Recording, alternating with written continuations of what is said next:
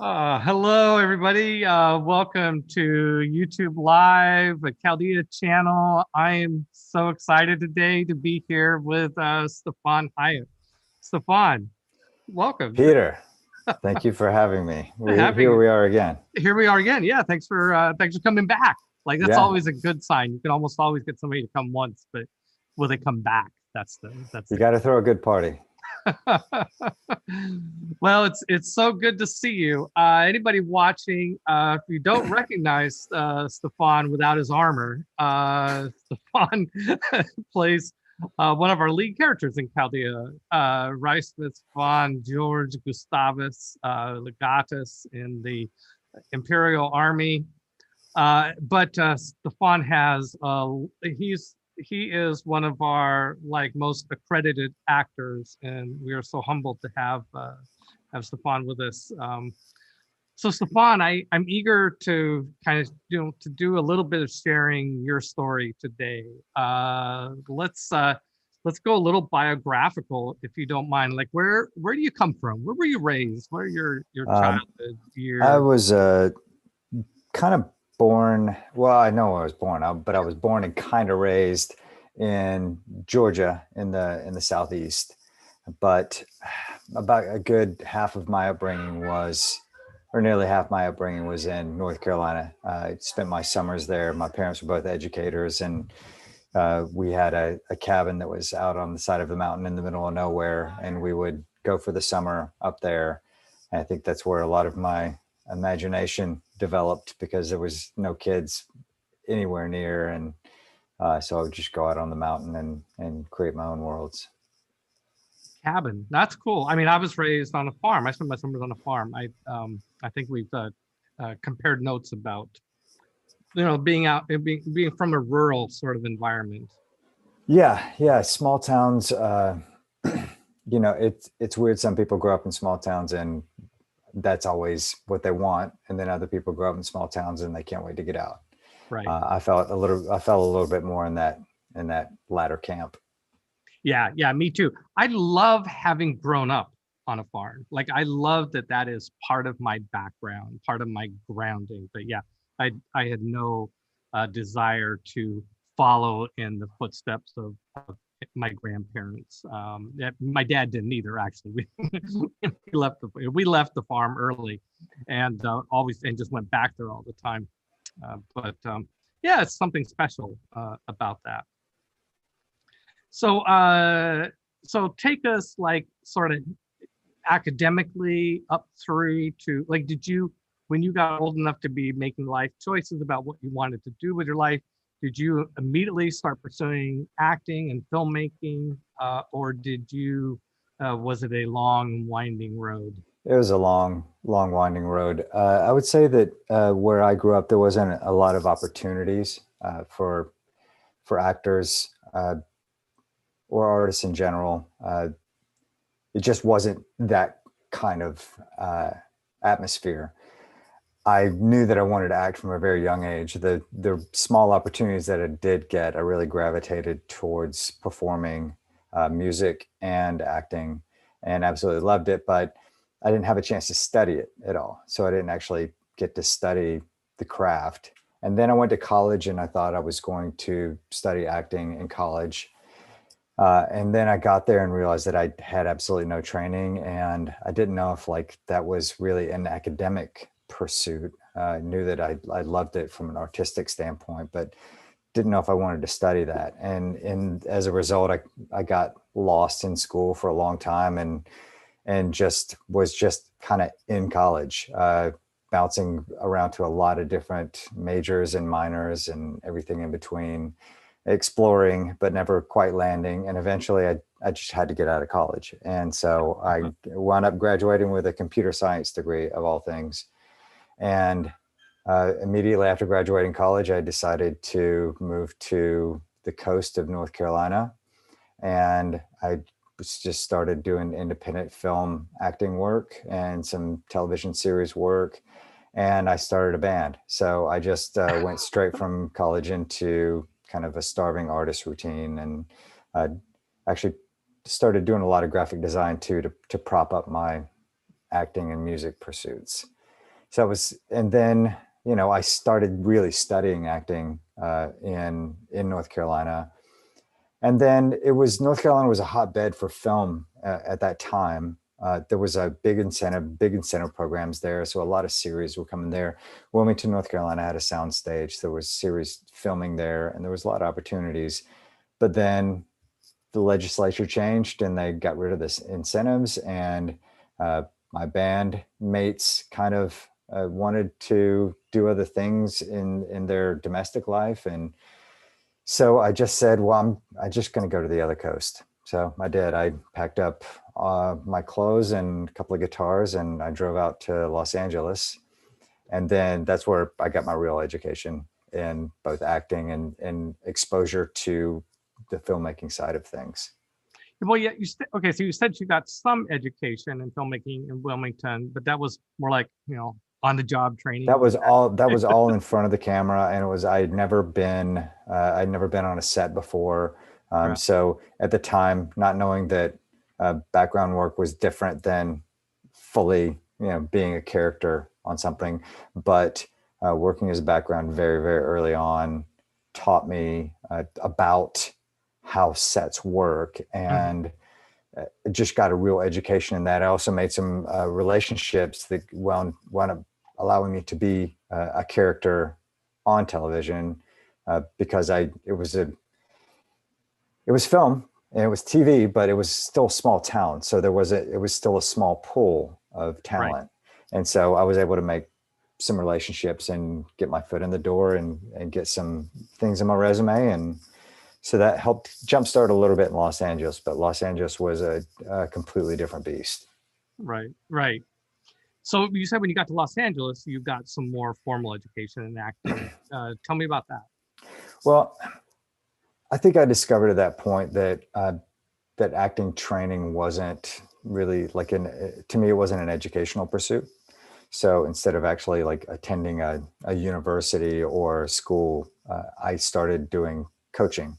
And I trained with a few different coaches in Los Angeles, and that not only gave me the chance to learn different techniques, because I feel like acting technique is a little bit like religion.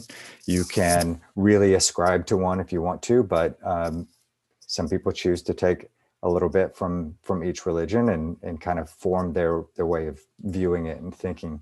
So I dabbled a lot in some very heavy duty method acting and sensory work and all those types of things, and then realized that some of that academic approach wasn't really my thing either. So I just kind of started developing what my view of acting was. And that's also when I got the opportunity to do some producing. And I'd say that learning about the other side of the camera is when my real education came, because I started really learning the relationship of the camera to the performer, and how to capture things, and how to even talk with a crew about, what's my framing, and paying attention to what the movements were going to be, where light was, and those types of things, and really learning that screen acting is kind of a discipline within itself, and it takes a different approach than something like stage acting. So I'm very curious. I've approached everything from the producing and directing side, and with film school. The actually what goes on inside of an actor's head is a bit of a mystery to me. And so can we delve into that a little bit more? Like I'm curious if you can, what you can say about how you approach acting, even now, maybe what you learned then, or different pieces, or where you're at now, any direction you want to go with that. Yeah, I think that some people try to take things from their own past and their own life, and then some people, I've worked with some actors who are very method, and they go on set and they just try to be the character the entire time that they're there. And I found that those types of things I didn't really enjoy my time working as an actor when I went to set and was like that character the whole time. I enjoyed the process of working and collaborating, and wanted to be able to turn it on and off. So to me, it's all about doing the work before you get to set, and just really doing background work, creating a backstory for a character, writing that all down, thinking about where this character came from and what brought them to this moment, and things like, what is the motivation? What is it? Because every conversation that we have, we're wanting something. We're trying to gain something. So Right. what is our motivation from moment to moment? And what I really like to do is to do all that character work up front, and to Right. really get the written word into my body, like really memorize it so much that I don't actually need to like think about the lines or anything, so that when I get there, I can just in real time react and kind of move through a scene and pivot, and I don't have to just get in my head about it. I just found that the more that I got into my head as an actor, the more I wasn't able to just be natural on Yeah. screen. And I stopped worrying about like the way that I look on camera, because a lot of times you're just like, making sure that you look okay and all that kind of stuff. But you do that to a certain extent in real life, but you do that as a character. So when you start looking at yourself rather than, just being the character, then it can cause you to get a little bit in your head and you can't truly be authentic. So Right. that's very broadly how, but I approach every character a little bit different depending on what I'm doing. I use music a lot. Like I find music for Oh, every really? character that I have. I find music that I'll listen to get me in the headspace.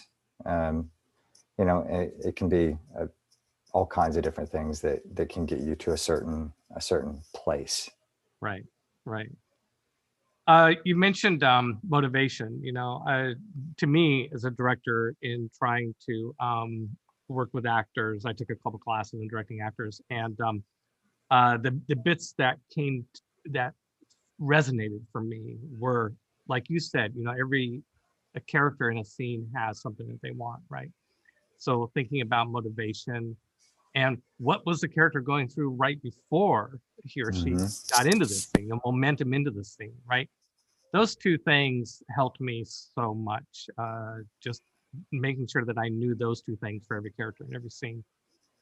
So Yeah, I studied under a coach in Los Angeles who used, there was a book called Audition by Shirtliff, and it was very much, it was basically a list of guidelines on how to go into an audition, like very prepared. And this coach had recognized that this was actually more than just audition. This was like an actual technique. And so there were these guideposts that you could put in place, and there were things like that. The moment before, relationship, what's your relationship to the person? right, What are your surroundings? Just thinking about all those different aspects, that kind of almost gives you a structure for how to build something. There's just a lot of different ways to approach acting. And um, I got to a certain point where I'd done it enough that I just kind of developed my own way to approach it. right, right.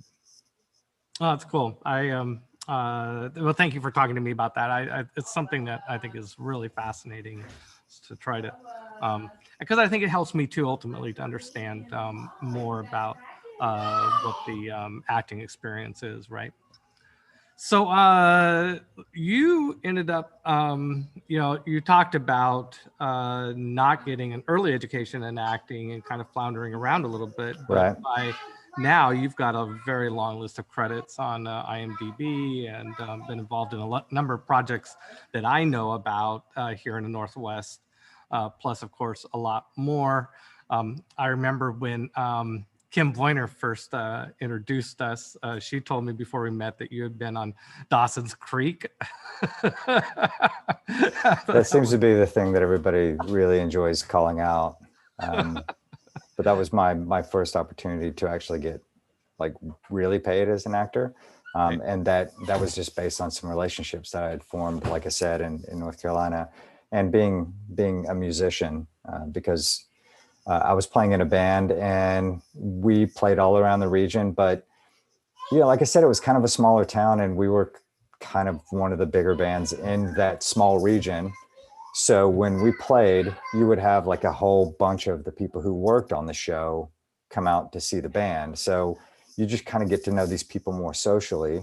And so when it came time for them to cast a band on the show, they just came to us and they said, be on the show. So that was the opportunity, to do things like join the guild and actually be on like a real live series.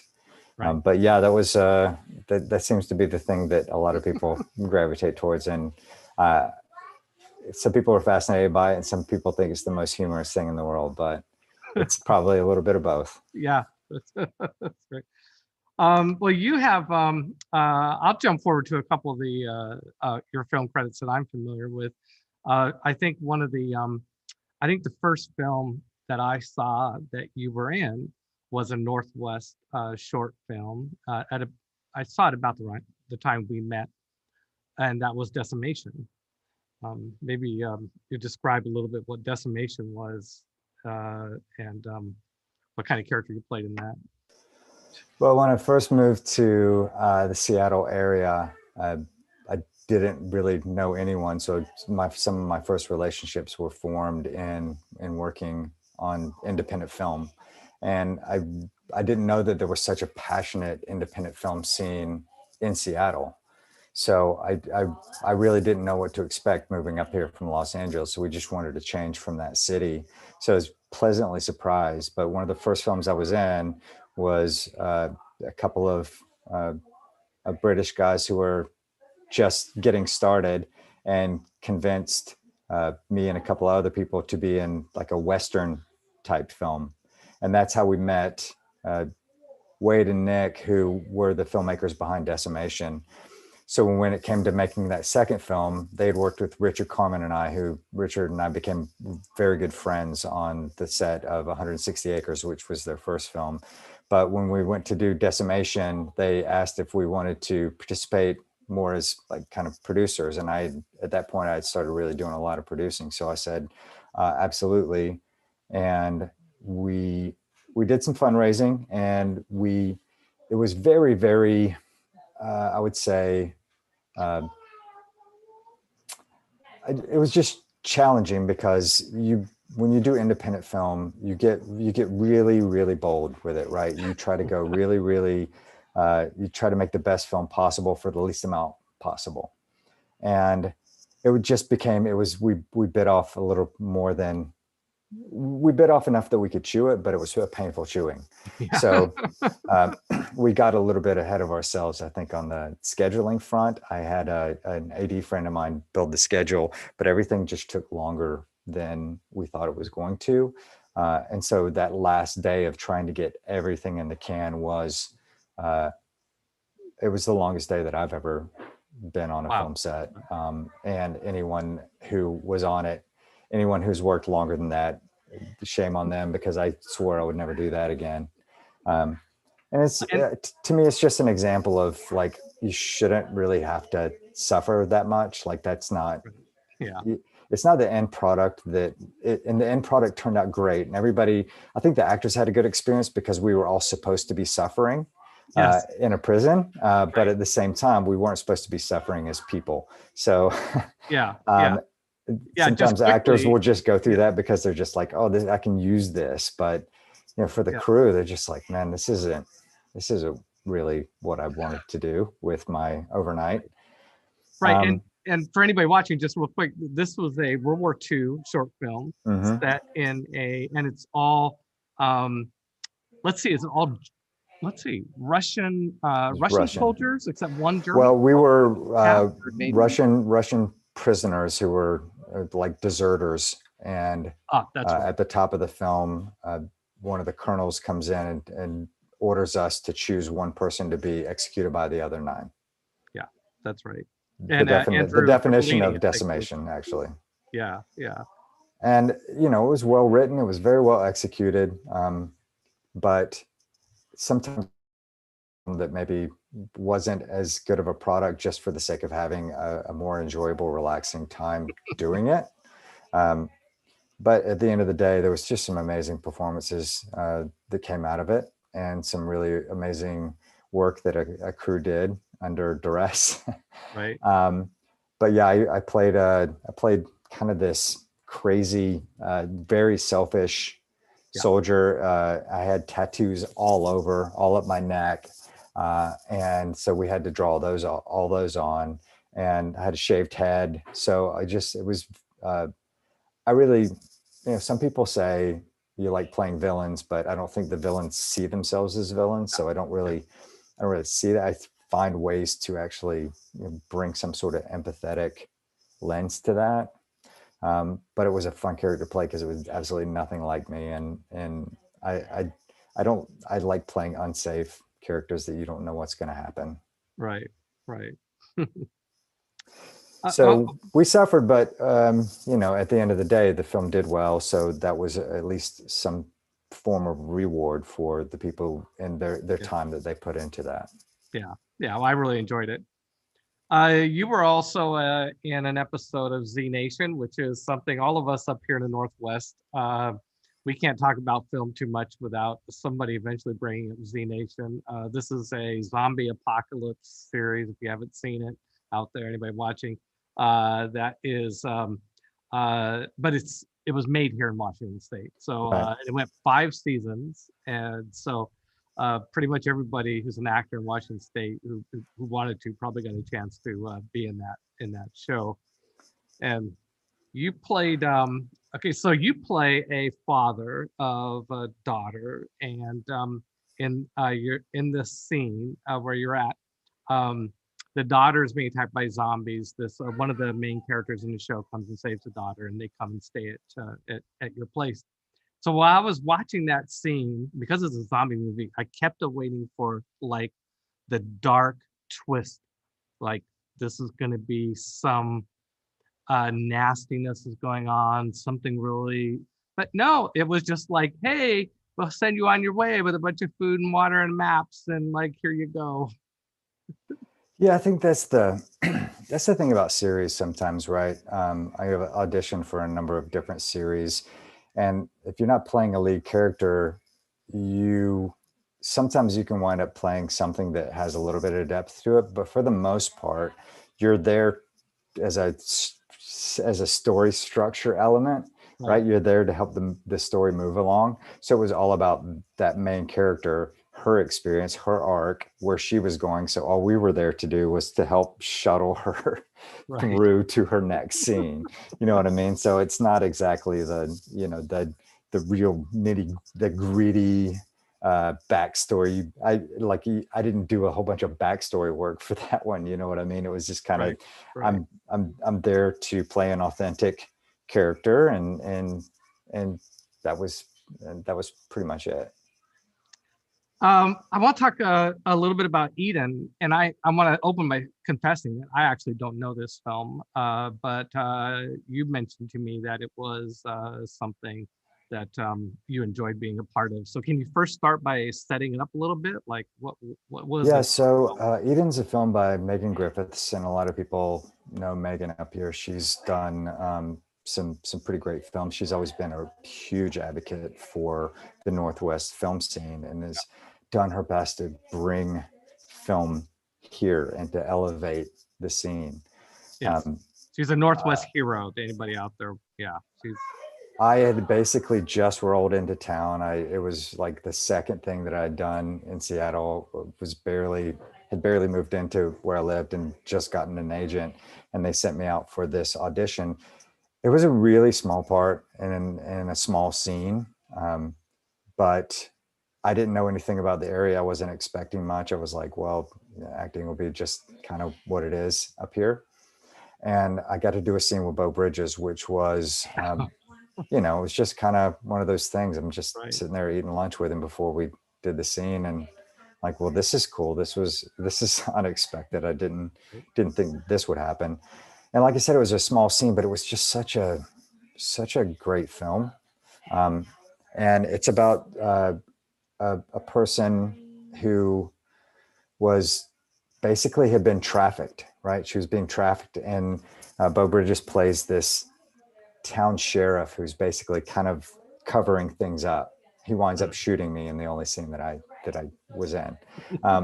but it's just an amazing film about triumph, and it really put a lens on an exposure to trafficking just in the United States, but especially like how it can really go under the radar and how the wrong people can be involved. It's a true story. So it was just a pleasure to be able to work on a really professional joint as soon as I moved here, and to meet Megan. I've been able to work with her twice, and so it was just a really great start, because to see the movie, I'm like, this is a really good film, and I was just proud to be a part of it, even in just a really small way.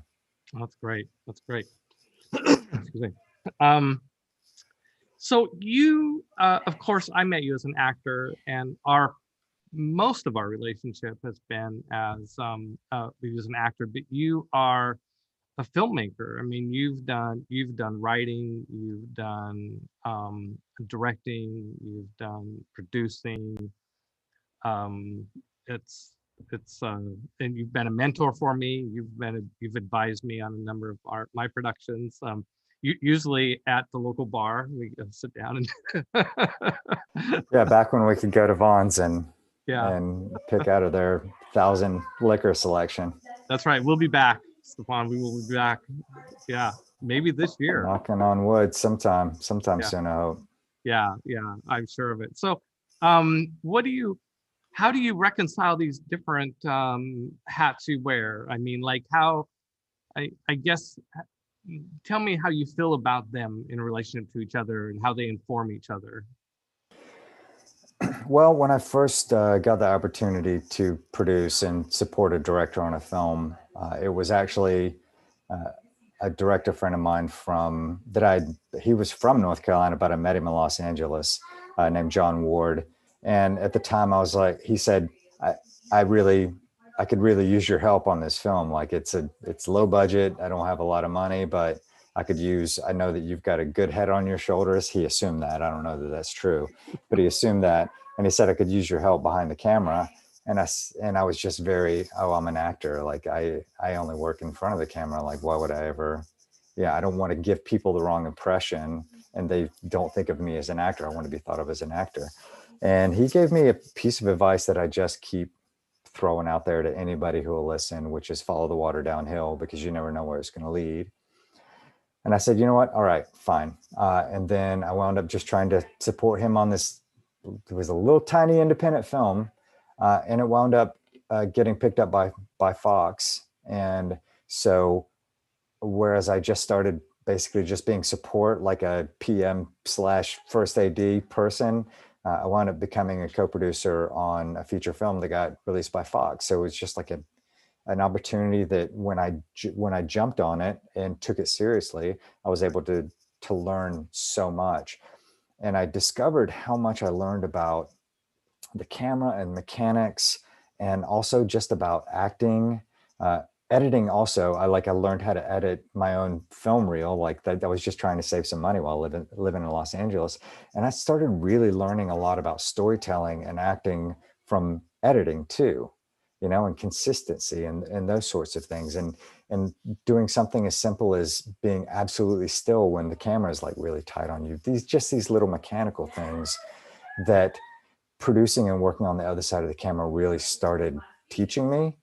And Right. so I think that it actually made me a much better actor. And then the more that I acted and was able to have these intelligent conversations with crew people, the better time that I had.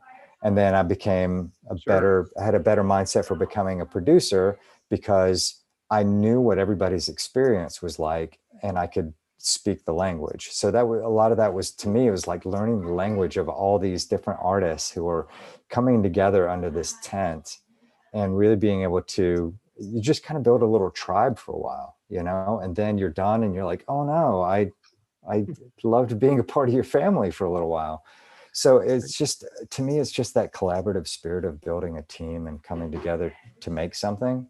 And I just love storytelling so much that directing was just the next natural progression of what I wanted to do. But with directing, I've done only a few short films at this point. I'd like to continue to develop those those chops. But I usually opt, if I'm going to be in anything that I'm directing, I play a smaller role as possible, or no role at all, because those two things, like I've been able to produce and act in things, but but directing and acting is a whole different beast, because you can't really direct yourself. You can ask opinions, but it's just different, you know, and it's hard to like pop off those hats. Like as a producer, I'm able to just, okay, well, I'm just not going to produce for this moment. But as a director, you can't really remove that hat. And so I'm not one of those directors is like, I'm going to write myself into everything. I don't know if I'll ever get to the point where I feel comfortable enough as a director to act in something in a bigger role, but I found it more challenging to act in something that I direct than anything. And also, like, you got so much on your mind and you can't really focus on the acting as much as you would want to. So when I've had all those responsibilities of producing and directing, and I actually go on a film set and I'm just acting, it's so relaxing. I'm like, yeah, all these people have so much to do and all I have to do is act. You know what I mean? It just feels like such a blessing to just have those moments to be a performer. So I'd say that they have all informed each other, but sometimes it's easier to divide those roles and not do them all at the same time. But every once in a while, I dabble a little bit with doing both on a project. But I also don't want to be that person who's like, I have like 6 credits on a film either. You know what I mean? So kind of like, choose your lane, buddy. Right. Oh gosh, I want to keep talking about this, but I probably should talk a little bit about Chaldea, don't you think? You should. I think so. That's Chaldea kind of channel part of the here. purpose why we're here. Yeah. So you have been involved with Chaldea for pretty much since the very beginning, and are still involved. I mean, we move really slow. So when I say involved, it's like once a year. You know, It's a like, slow hey, burn. It's a slow burn. it's a slow burn. It's a good thing we're young, Stefan. Yeah, exactly. We got all I all gotta the time say. in the world, Peter. That's right. Um, so I guess I'm kind of, you know, we talked a lot about War Room last time we were together. So I think it'd be interesting to kind of step back a little bit, and I'm curious for some kind of your observations about the project as a whole. You know, like from like, what do you think when you first came into it, and how has that changed over time? Um, that sort of thing. I still remember talking about this project when it was, you know, just a sparkle in your champagne glass. And, you know, I think you were talking about trying to do it a little bit more as a staged kind of, maybe either doing it as stage play or doing it as all and more of a graphical artist piece. Right. And I remember us suggesting that you could bite off pieces and you could do something that not a lot of people are doing, which is combining the mediums into something. And I thought that was where your opportunity was to do something really different, and also just be able to, no matter what, keep moving. But you could get that best of both worlds, where you're telling this gargantuan story, Right. but you're also bringing to life those smaller intimate moments. And just to see the passion of some of the artists that are working on this, just even to be in the rooms with the sets and to just see the faces of people who are working on these things and how much fun they're having. I think that's been really cool. And that's what I'm saying, like win, lose or draw. The real joy is in the doing of it, because you can't control what the reaction is going to be. You can't control what, you know, people are going to take away from this. The only thing that you control is in the doing and how people feel about the experience they've had with you. Those are the things that you can control. And you've always taken it really seriously, but you've always been so humble. So, I mean, I think that when you asked us to participate in this, it was kind of a no-brainer. Not only have you been just so supportive of us and so many other artists, but I just knew that you were kind of a person that we could trust to put us in a good situation, and that we weren't going to be, you know, and getting into anything that where we were not going to have a good experience. Oh wow! Well, I hope that's there But I might can, be but some it, there might be some fighting. You know, there might be some blood. yeah, and to me this was interesting because this isn't my usual, you know, this isn't the usual thing that I've done previously. This was a much different kind of storytelling genre thing, but your passion for it is infectious, you know. And I just know, and you're also, like, when I say humble, it's like malleable, like you're collaborative in it, so it never seems like you're really stuck on one thing. Like I think that you guys have a guiding principle in all this. You know where you're going, you know what you're doing, you're crafting it as you go, but at the same time, you're never afraid to just ask, well, is there another way we could do this? And to be open to interpretations with other like-minded artists. So I think the project as a whole, I see it more through that lens of just, you know, a bunch of artists all working together and being excited about, you know, just being able to collaborate. Well, I gotta It's a lot say, of moving parts it too, is man. It's a it, lot of moving parts. it's a lot of moving parts, but Steve and I, well, we love the story, we love fantasy, and we love big stories. And you mentioned that we were trying to, that when we first met, I was still trying to figure out how we could tell this Yeah. story. What is this exactly? Yeah. Yeah, yeah. It's uh, and so this idea of mixing live action, just little drops of live action with big buckets of comic book art, but doing a really good sound treatment, because sound is a fraction of the cost as live action filming, but equally important. Right. That you helped me sort through that, and really ended up being an important part of this project because of that. We have a comment from chat. Some Ryan says Reiswitz seems like an extremely complex character to portray. He's a genius, somewhat in the shadow of his father. He's awkward with women, but also seeks to empower them, and he has an accent to boot. Do you have anything you want to say to Ryan about that comment?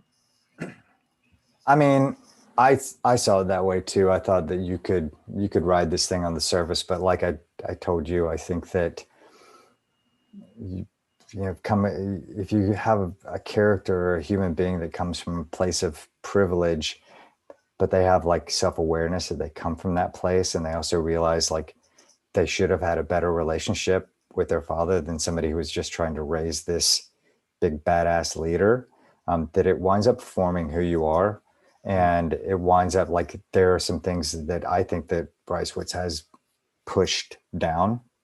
You know, it's like he has this almost instinctual desire to not really conquer, but to fight. It's like a growl that's inside, but it's not geared towards any sort of domination. It's really just it's something that if you haven't really released the suffering and what your experience has been, like not really having a family. To me, Reiswitz was basically shipped off at a young age to become like a leader in training, and didn't really have like that family support. He didn't have that warmth and that love surrounding him.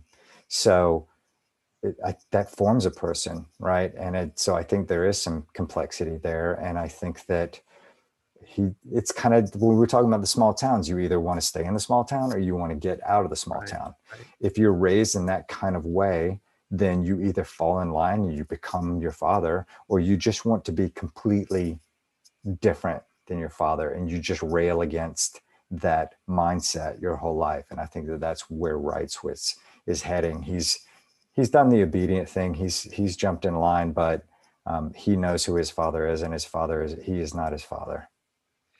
Well, and I think you mentioned the family, and of course I'm thinking about Reiswitz's mother too, who of course it's fun that Irmgard is played by the actors that play your parents are in real life married. Right. which is fun. So, but I think of your parents as two characters who bring out the worst in each other, right? As opposed Right. to, your Right. And parents, that'll affect you too, right? because there's jabs, there's jabs back and forth, and the kid's kind of a toy in between them. And sometimes they wield it as a weapon. They wield the child as a weapon.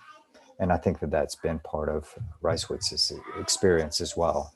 Right. And it's kind of one of those things. I think that Reiswitz sometimes wonders, like, why do I even deserve to come from a place of privilege? Like, what is it that's so fucking special about me? Yeah. Yeah. Well, and Steve and I certainly enjoy writing this, the shadow of your father aspect of this story. Your father, is, we, go out of our way to heap all this praise on your father within the world. The emperor's a dear friend of the emperor, promoted on the field of battle at a very young age, and governor of Nietzsche, et cetera, et cetera. Of course, all this is good story elements for your character. Is the, like, how do you find your own way in the shadow of someone so great, right? Yeah, I think that's another thing is Rice was probably grew up trying to prove himself to his father. Oh yeah. And at a certain point, it just becomes a big, I got nothing to prove to you. I'm going to prove it to myself.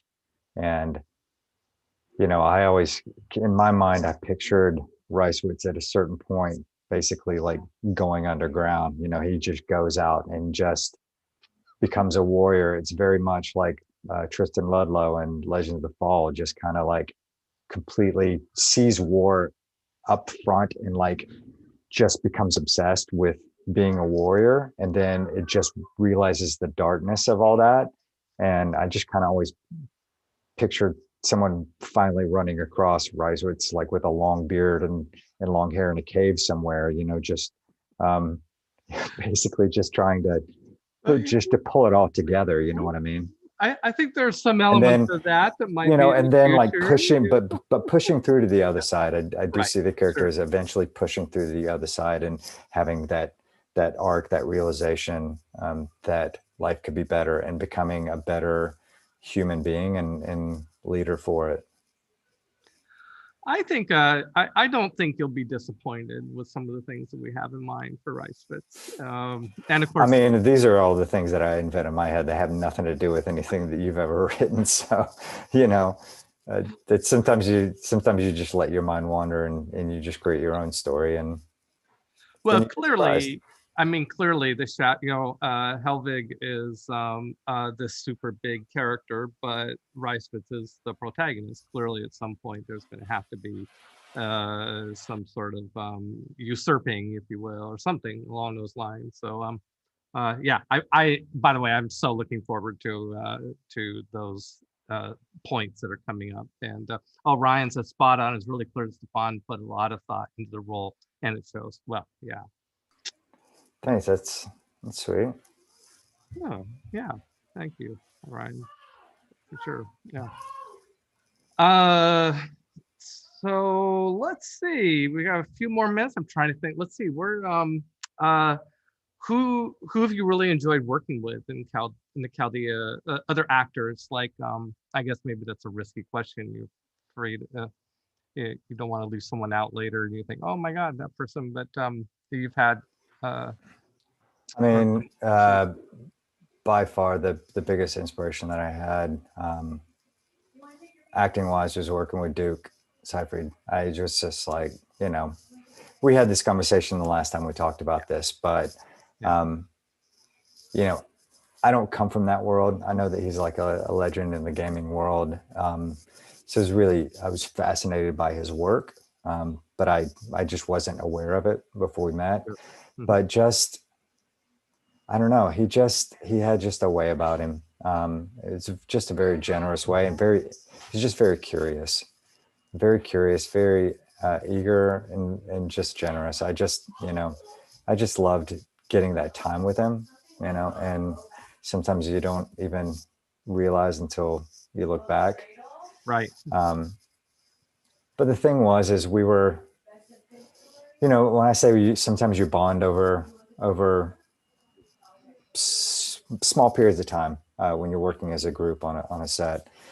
I think that it was just being like loaded down with this armor and just trying to figure out, like, get our bearings and all this, that everybody who was working in the scenes with us, it was the moments between. Like, I really enjoyed the time working actually on camera, but it's when the camera shut off that those were like the moments that I'm going to remember the most. Right. It's the joking around. It's just the moments when things went wrong and we can laugh about it in between takes. It's all those things. I think that's what really makes the creative process like so enjoyable, is that you're listening to each other and you're trying to all work together to tell the best story possible, no matter what. Yeah. Oh, absolutely. It is. The whole experience humbles me. I mean, it is like, to make even a short film like War Room, Raskiller, any of the films that we've done, to just say we're just going to do something short, but really try and do our best and work with such amazing actors like yourself, and also your wife. I'd be remiss if we did not mention Rosalie's name here, who has been the production manager or producer on most films that we've made, and is also an actor. And her I didn't feel so bad about how slow Chaldea was when I realized that her big project came out at about the same time as Chaldea, and we had started at about the same time, which was about 6 years ago. Personhood documentary, which yeah. So it's great to there is something magical about set, and like you said, you don't necessarily realize it at the time, because a lot of it's hard work, a lot of it's slow, and then fast. It's this weird combination of hectic and hurry up and wait sort of stuff, and a lot of stress. But there's these amazing moments that are these creative bits that come out of it. It's pretty addicting. Yeah, and if you're gonna evoke Rosalie's name, I'm just gonna say that she's it's gonna be no shock to you that I think she's one of the most brilliant people that I know in the world of filmmaking and art. She's a quintessential artist, and she's good at whatever she chooses to do. So I find her to be inspiring, and one of my favorite photos from that shoot is me standing there smiling under a big weight of armor, and she's just standing there with a little water bottle. Just, it's hard to remember every moment, but these little snapshots in time. Right. But yeah, she and Joe spent a good almost 7 years getting that documentary out, and there was a lot of work, and it was, some really good moments and some hard moments, as you well know. And that's the thing about it's hard to get these things done sometimes. I have 2 shorts that we were working on before COVID that still aren't finished because we had to stop. We've got things to shoot, and you have that, like, you don't want to let everyone down by like not getting this thing done. So the important thing is that you do finish it, but you just never know what life is going to throw at you, and you have to live your life while you're also living your art. Right. Well, thank you, Stefan. Thanks for throwing the party, Peter. You said you'd next time we'll do it live at Vaughn's next time. Okay, you got a deal, for sure.